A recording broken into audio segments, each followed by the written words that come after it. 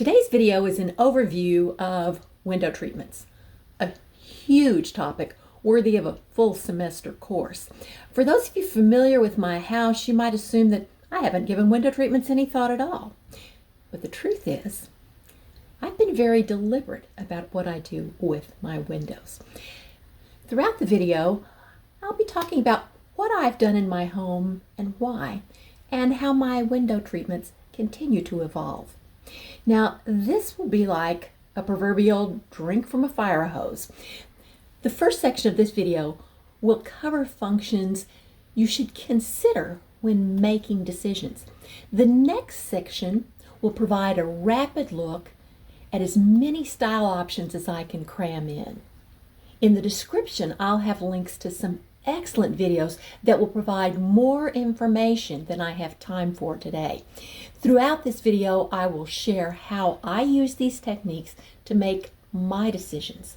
If at any point you have questions, be sure to put them in the comments, or use this as a springboard to begin your own window treatment journey. So grab a piece of paper to take notes and something warm to drink, and let's get started. I start with a rule. Window treatments should look cohesive from the exterior. Now, I'm not generally a rule keeper, but this one should almost never be broken, especially on the front of a house. That doesn't mean window treatments have to be identical, but you should start with neutral colors for the exterior facing portion of the treatment, which can easily be achieved by using a drapery lining or shears or the same basic treatment, like blinds, on all of the windows. The styles can be flexible, especially if the house is asymmetrical. For a more symmetrical house, uniformity for downstairs windows can blend with a complementary style for upstairs windows. For example, in this house, there are neutral shades and tied back curtains on the two lower floors and another neutral curtain on the third floor.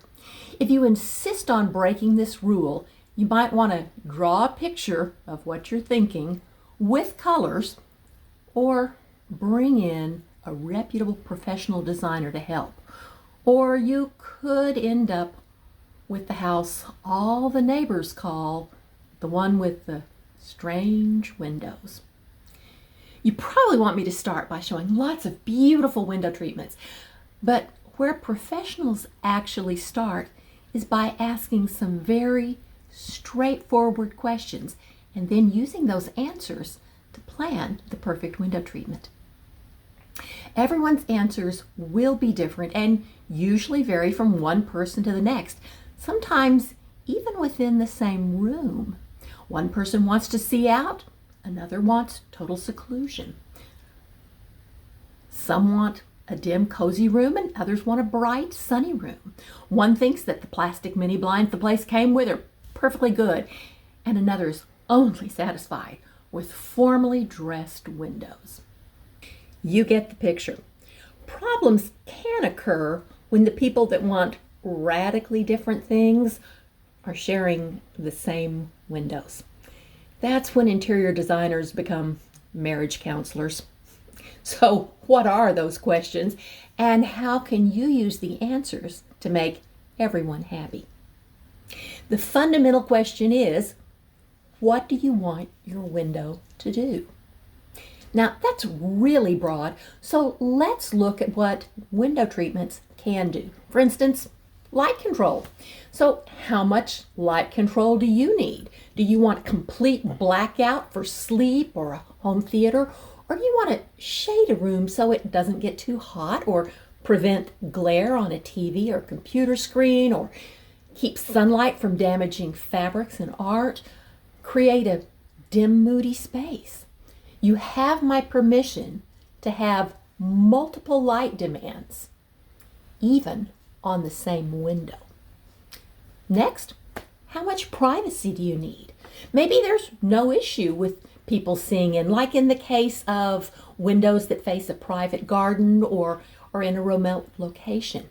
Maybe a translucent fabric or screen that allows light but blocks a direct view inside the room, say in the case of a living room window that faces a street.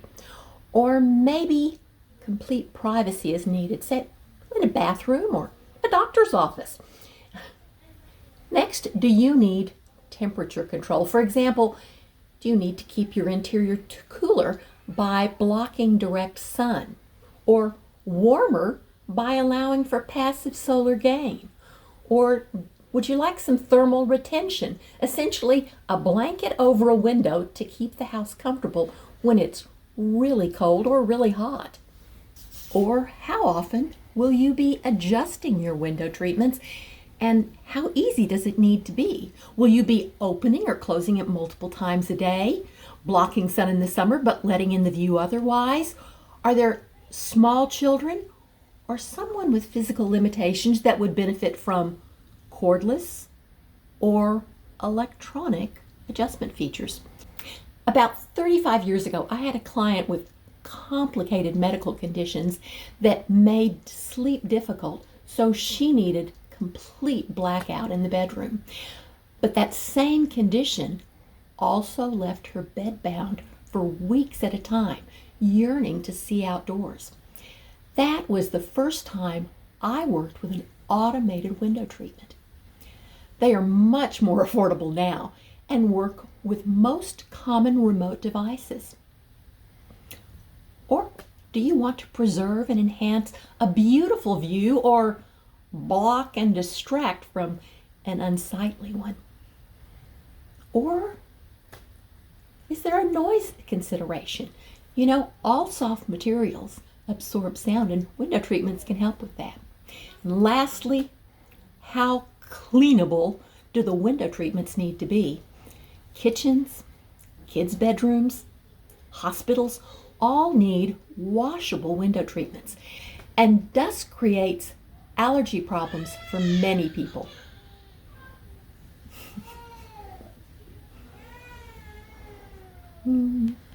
Well, it's appropriate that there's a child crying in the background. That's my little granddaughter. When I was little, we ate most of our meals in the breakfast room, which had cafe curtains. My mother wondered why the curtains were always dirty, until she saw my little brother reaching over from his high chair and wiping his face and his hands on the curtains. He has always been very fastidious. Now, my personal answers to these questions are: I like to have as much natural light as possible and preserve my views of the garden. I want the bedroom and bathroom windows to provide privacy while still preserving light, even at night, because I like to wake up with the sun. Now, privacy in the rest of the house is not a priority for me. I have a less than lovely view outside my kitchen window, and I want to distract from that, but I still want to see out and enjoy the sunlight. I have beautiful deciduous trees that block summer sun and allow passive solar gain in the winter. I do want to be able to scrub everything in my kitchen. I want to easily uncover the windows, and I love not having cords. My husband often uses the computer in the small bedroom and needs to control glare more. The county also changed the street lights, so they are a bit bright at night, even for me. So it would be nice to have some heavier coverings on the two upstairs bedrooms that face the front of the house.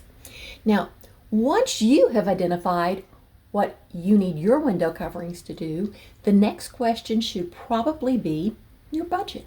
Now, if money is no object, call a high-end interior designer whose work you like, give them your list of needs and the space to create a perfect solution.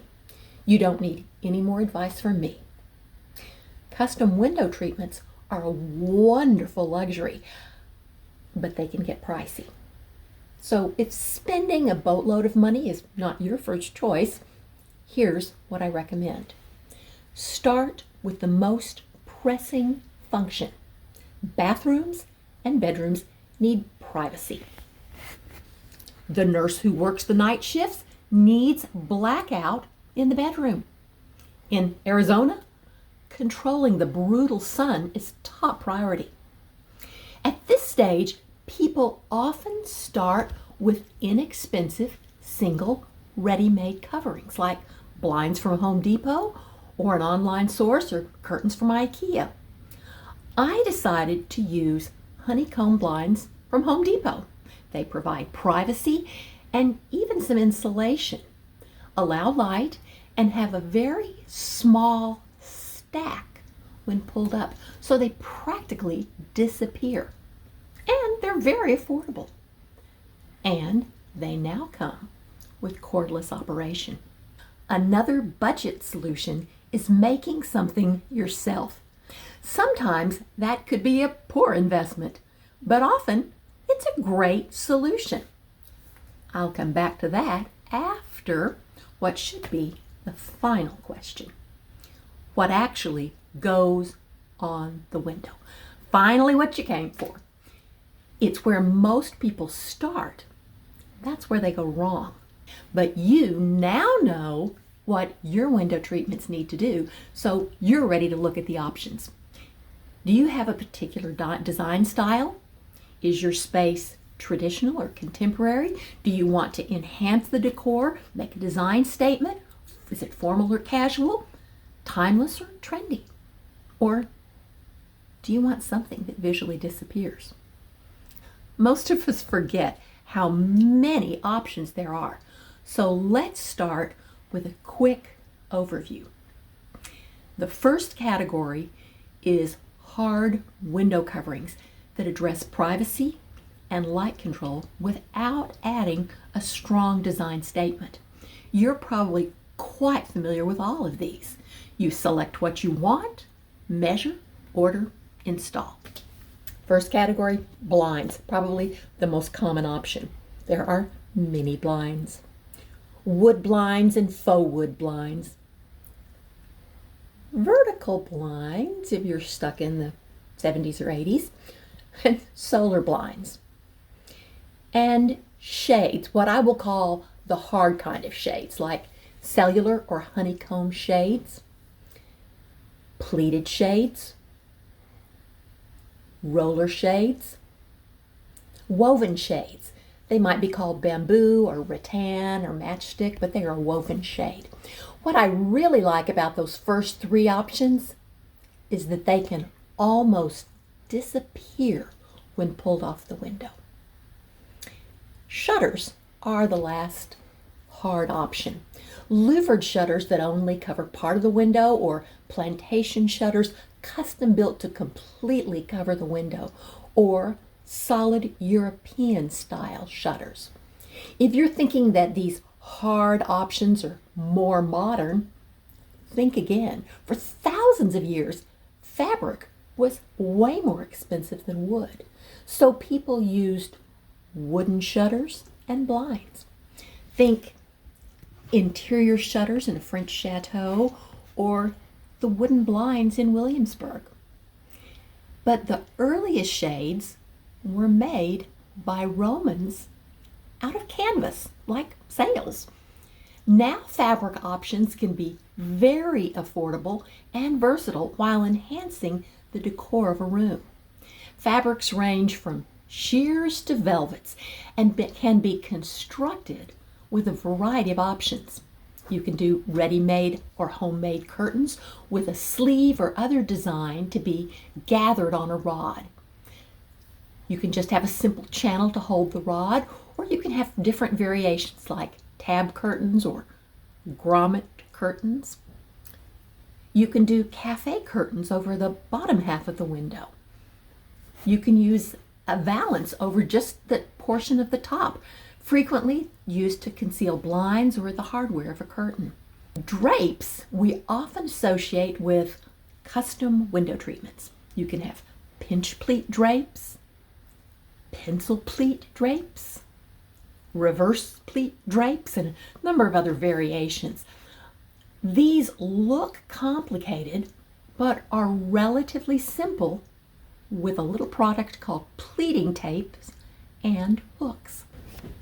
Now we cannot ignore swags and jabots. They are generally constructed on a wooden base and hung over drapes. A very formal look. The swag is that swoop of fabric over the top, and the jabots are the side pieces that kind of cascade down. You see them in very formal settings, so welcome to the White House. Some people say drapes are lined and curtains are unlined. Other people say curtains are slid on a rod and drapes are attached with hardware. Meh, call them whatever you want. People will understand. Now, another fun cloth option is shades. Roman shades, of which there are many varieties. These are just a few. And Austrian shades, also known as balloon shades, that can be very formal or kind of foo-foo. And you also have tie-up shades, which are rather informal. Now, you're probably having a bit of information overload by now. So how do you know what to do? Now is when those questions become very important. If you have a laundry list of things you want to accomplish with your window treatments, layering multiple window coverings is your friend. Start with a simple base. Like if you have windows that face a busy street, but you want the light from your windows, try starting with sheers. They obscure your interior and allow light to filter in easily. If you live in an extremely sunny, hot climate with few trees to provide shade, but you still want to let the light in, try 2-inch wood or faux wood blinds or shutters. They provide maximum control of light and some insulation from the heat. With the correct tilt, even direct sun can be controlled. If you want privacy at night and a full, beautiful view during the day, inside mounted honeycomb shades or roller shades that are easy to use almost disappear when they're up. By starting with the hard coverings, you can address most of those needs you've identified. Layering a drape, curtain, or cloth shade can add style and address other needs. For example, a simple blind or shade can control scorching afternoon sun. Then an additional shade or curtain with a blackout lining can be layered on top to darken the room for discriminating sleepers. Automatic timers can be added to pull back the blackout covering at the perfect time or open the shade to allow the sun to wake you up without setting an alarm. Now, the components can be added one at a time to accommodate the budget. Dressing a window is like dressing for a day where you know the weather will be fluctuating. These are some beautiful layered windows. Look and see if you find the layers. Classic sheers are extremely versatile. They can also be hung behind a formal drape for a bit of privacy or used over a blind to soften the feel. Woven blinds that provide the majority of the function are used under drapes that are only pulled occasionally, or they could have non-functioning decorative side panels. Even when the drapes are not intended to function, be sure to make them look full enough that you can imagine them opening. Otherwise, they will look rather flimsy. If you can sew a straight seam and are willing to invest your time, there are so many wonderful YouTube videos for the home seamstress. Anyone can do a simple gathered drape for a rod. And pinch pleat drapes and Roman shades require skills that are surprisingly easy to master if you take your time and invest in the recommended materials the professionals use. Online Fabric Store has dozens of great instructional YouTube videos for sewing drapes, curtains, shades, valances, and more. I will put a link to their playlist in the description. and I strongly recommend that you look at them. The videos address lengths and widths, but I will tell you now, curtains and drapes should be hung at least 6 inches above the window frame, or as near the ceiling as possible, but beneath any crown molding. They should usually skim the floor or puddle anywhere from 1 inch to up to 12 inches on the floor for a luxurious feel. The width of the panel should be at least 2 times the width of the window. I prefer 2.5 times the width of the window plus another 12 inches to accommodate the stack. The stack is how much room the fabric occupies when the drapes are open. The rod is generally about 12 inches wider than the window. This way, the glass is not covered by fabric. I am repeating myself deliberately. I have simple honeycomb shades on the front of my house and in my bedrooms and bathrooms, inside mounted where possible. My kitchen window has an ugly view that I distract from with shelves. And my front windows and library window have leaded and stained glass. Those are window treatments, as are privacy and UV films. Most of my windows have lovely views of the garden and hillside, and I really enjoy looking out. I have had the luxury of private views in every house we've owned, so I prefer minimal coverings. In my experience, people usually want to create how they grew up. 2 of my sons-in-laws grew up in the suburbs, and they feel uncomfortable with bare windows. I had a brother-in-law who grew up in a dark house and wanted dim, cozy rooms. Our side of the family is forever watching the birds and flowers and clouds, and we're convinced that people won't bother to look in because we're boring. So I've never put much on my windows, as did my mother and as do my daughters. But I'm thinking about adding window treatments to the upstairs bedrooms and 2 bathrooms that have windows. This is my inspiration photo for the little bedroom.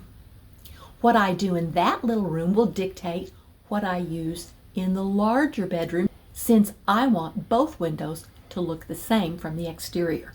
That's my rule, and I'm sticking to it. They probably won't be the same fabric, so lining will make them look the same from the outside. I will continue to use the honeycomb shades since they are easy to lower and raise. I'm still looking for inspiration for the bathrooms. I personally prefer traditional window coverings.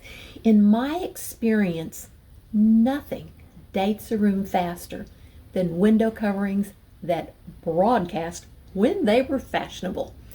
So I will be using either a traditional pinch pleated drape or a curtain gathered on a rod or a Roman shade. We all know vertical blinds are passé, but trying something new just to be different is not my style. Tab curtains, grommet curtains, a unique valance, not classic enough for my style. It only takes me about 5 minutes to be tired of some things, but I'll never tire of a beautiful view or a lovely linen drape or a bamboo shade. I had bamboo shades in my bedroom 40 years ago. Now they're really popular. This upcoming week, I will be in New Jersey helping my daughter get settled in their new home. Hopefully, I'll have some fun things to share since she has lots of family items. And you know, I get creative when there's a challenge. Then I'll share what spring is bringing to my stone cottage. See you next time.